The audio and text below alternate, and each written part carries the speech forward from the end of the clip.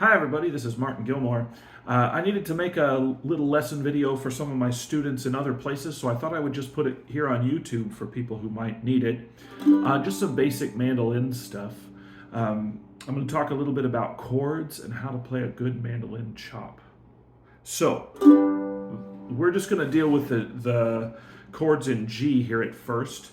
And I'm going to teach you the kind of the two finger open chords to start out. So the first one is the G chord, which you can see looks like that. This is really nice because the C chord is the same chord, just moved over one string, like that. I'll play it for you. And then the D chord looks like this, where you put your fingers on the outside strings at the second fret, and it sounds like this.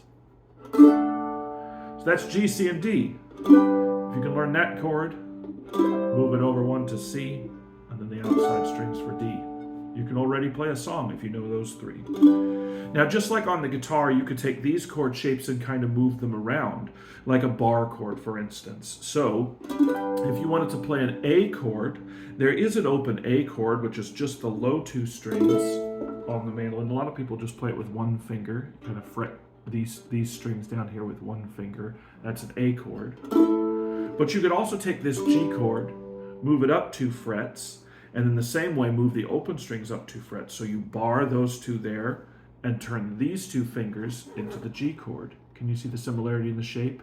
Here's the G, play the same shape with those 2 fingers, and then bar as if there's a capo, okay? A chord. Likewise, if you want a different voicing of the D chord, you could just move those fingers over as if they're the C chord that relates to it. All right? The same way, if you want to play an E chord, you take these 2, raise them up to the 4th fret, and bar the middle, and you have an E. The other thing you can do is take this D chord that we learned and move it up 2 frets. So you can kind of see how those chords lay out. You could find any chord if you know that principle. Here's G, here's A, there's B, and then you're up to C. And it kind of goes back around the horn, if that makes sense. So those are some little closed position chords. Now, one of the things that I do when I'm playing the mandolin, if I want to make it strummy, a lot of times I'll play these open strings and do something like...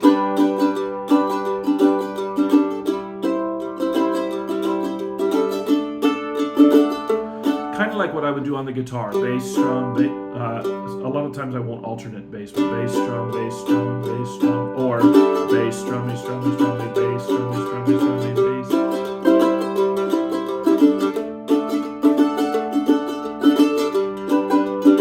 So you can do some strum if you want. But one of the important things that a mandolin contributes to a bluegrass band or to a string band is kind of the same role that a snare drum plays on a drum kit, where you're playing on the offbeats. So a lot of times I'll incorporate a chop. There's a bunch of different ways to incorporate a chop. And I'm going to show you the chop chords here in a second. But if you just do these basic chords, for instance, you could do something like chord and then mute with these 2 fingers.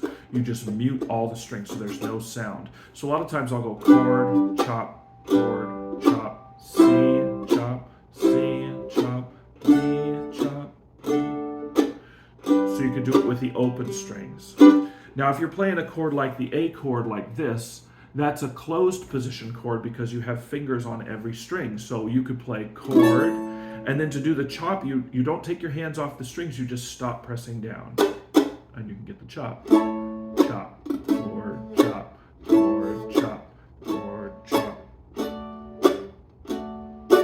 If that makes sense. Here's the E, also closed position.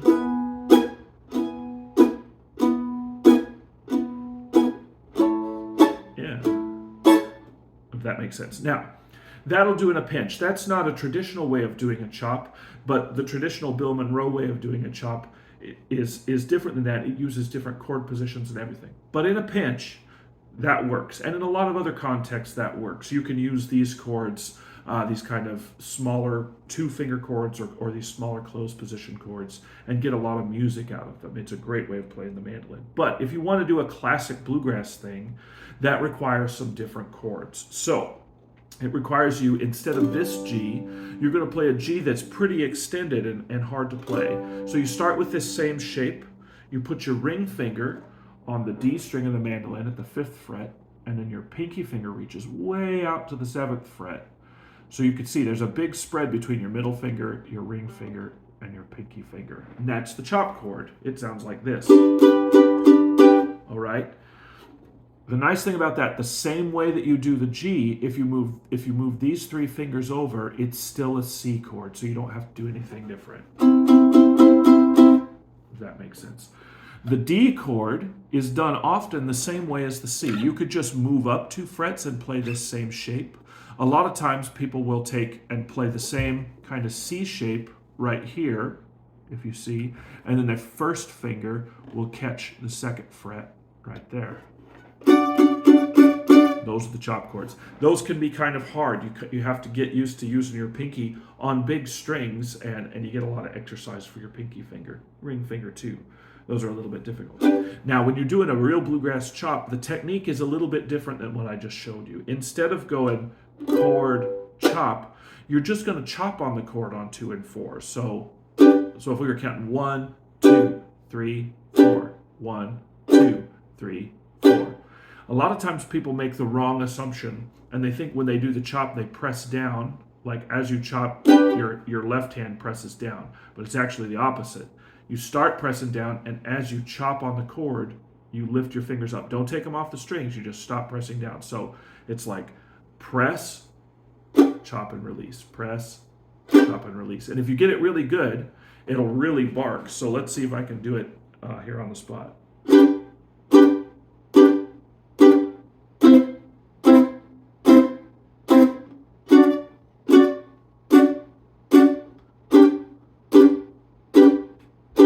Right? Did you see how I changed those chords? G,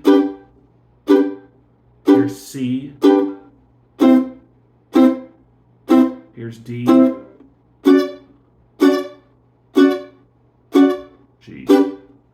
Here it is a different way. G, same thing here. C, same thing there. Here's D.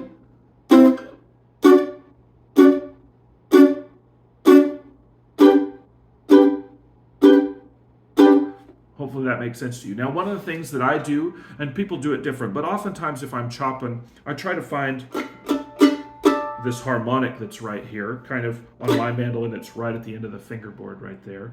And I try to chop over that spot just because it gives me a bigger woof, a bigger chop out of it. But not everybody does that. You can chop in different places. The biggest thing is making sure that you're doing something on 2 and 4. So if you can't do these chop chords, but you can do these open chords, that's okay. You can just go chord, chop, chord, chop. If you can get these big open chords, you're going to have a more traditional bluegrass sound. And the music has to be happening up here. You don't play anything on 1 and 3. You just go 1, 2, 3, 4, 1, 2, 3, 4. And you got to be in time and get used to moving your hand that way. That could be a real challenge. As simple as it sounds, getting it right in the pocket, getting it right in the groove is really difficult. Now, bluegrass kind of has a big umbrella of different styles these days. So sometimes this chop stuff works really well. Sometimes the more strummy stuff works really well. Sometimes the combination of the strum and the chop works really well. Sometimes you want a really subtle chop and you don't have to play a full chord. Sometimes you want a really big chop and you need to play these big chop chords. You just need to practice with it, learn what the sounds are, and then learn to listen to what's going on so that you can react and respond with the correct chop tone. That's harder than it sounds. The first thing is learning how to do all the techniques and then learning where those techniques are applied in certain contexts. If I'm playing a really fast grooving Bill Monroe tune, Bill Monroe would chop on these chords the whole time. But if I'm playing something more strummy, more kind of like Tim O'Brien style or progressive style music, I might play more of these open strings in those cases.